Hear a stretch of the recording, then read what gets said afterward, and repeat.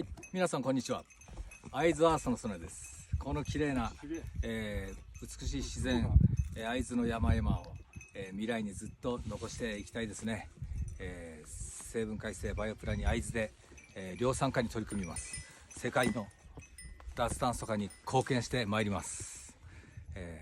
でんぷんと乳酸菌を固めた、手術用の糸なんかにも使われる理想的な素材、会津の技術で、世界に貢献していきたいと思います。どうぞよろしくお願いします。